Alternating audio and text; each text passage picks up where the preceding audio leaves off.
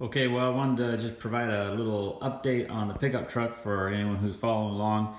I made a few changes and I noticed it helped the truck running quite a bit up in the higher RPM range, so I wanted to cover it. Also, I wanted to mention in my previous video, I updated the comments, but I forgot to mention that I had actually changed the initial timing on the motor to 7.5 degrees from 5. And it seemed like that helped a little bit. I'm going to play around with it some more. The thing I did the other night was the motor, since installing the new cylinder head and all, the motor finally hit 500 miles. So I pulled the valve cover off and retorqued the cylinder head bolts and also tightened up the valve lash. So interestingly, the head bolt right in this location was actually a little bit loose. I was kind of surprised. I had originally torqued all the head bolts to 65 foot-pounds and, or excuse me, 63 foot-pounds. When I retorqued them, I put the wrench at 65 and they were all nice and tight, except for this one here, which was a few foot-pounds lower. And like I said, I was kind of shocked, but I torqued it down, so hopefully everything's okay there. Check the valve lash. On the intake side, it was ranging between 8 thousandths and 10 thousandths, and on the exhaust side it had gone to 14 thousandths across the board. I tightened it up to 7 thousandths on the intake side and 11 thousandths on the exhaust side. And that seemed to quiet things down a little bit, and the motor seems to be running pretty well.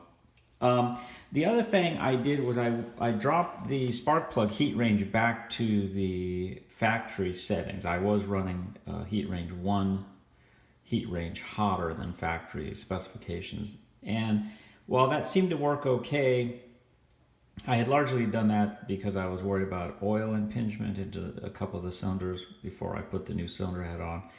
I ran it for a while, but the plugs were running a little on the lean side, so I switched back. The other thing I did, which is kind of what I wanted to comment, was when I switched back to the other plugs, I made a modification, and I believe it's known as a half gap or a half strap modification. And what it is see how that little strap that goes up and over the electrode, kind of, when you look at it from this standpoint here, it covers the entire electrode. So there's a modification you can do where you grind this halfway back so it only covers 50% of that little button electrode. I did that on all the plugs in order to expose the spark, more to the mixture.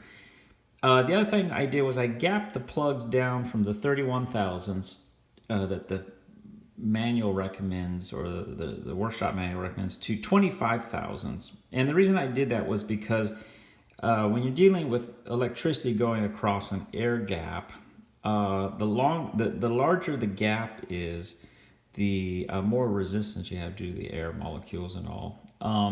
So by reducing the gap slightly, you can actually intensify the spark and make it a little bit more focused. The other thing that I did was when I inserted the spark plugs, I marked on the back here, on the hex, where the orientation for the strap was. And I kind of played, eeny, meeny, miny, moe, back and forth with the plugs until I got all the plugs in so that strap was not, covering, was not oriented in such a way where it was kind of blocking the electrode with pointing it to the cylinder. I got it so either the electrode was off to this side or down on the bottom. The interesting thing that I noticed when I test drove the truck was that suddenly I was able to rev the motor out past about 5,000 RPMs. And so that was kind of interesting because prior to making those modifications, it sure seemed like the motor didn't want to really produce power or rev past 5,000 RPMs, whereas now it seems like it's a little bit more willing to continue to produce power and rev out past the 5,000 RPM mark. And I suspect that that has to do with reducing the spark gap and perhaps doing that strap modification so that the spark is more, I would assume it's probably having to do with the spark being more controlled and the combustion chamber being kind of, a little bit more under control. I don't know the exact physics of it. With a Tesla coil, if you've ever built one of those and see one of those work, usually there's an air gap involved, and based on the distance of that gap, you can kind of control the operation of the Tesla coil. And so I'm thinking it has some kind of similar impact at higher RPMs, that it's able to, at a higher frequency, the smaller gap is able to maintain kind of a more stable, under control and in sync spark gap with the higher RPMs. So, as my dad used to say, that's my story, and I'm sticking to it. All I can say is that the motor seems to be running pretty well. The other thing I did is that I basically just disabled this here and had to turn the idle back up to 900 RPMs or 1,000 RPMs. I tried it at 750, but it was just not really working the way I wanted. I've also ordered new bushings for this throttle body from LC Engineering.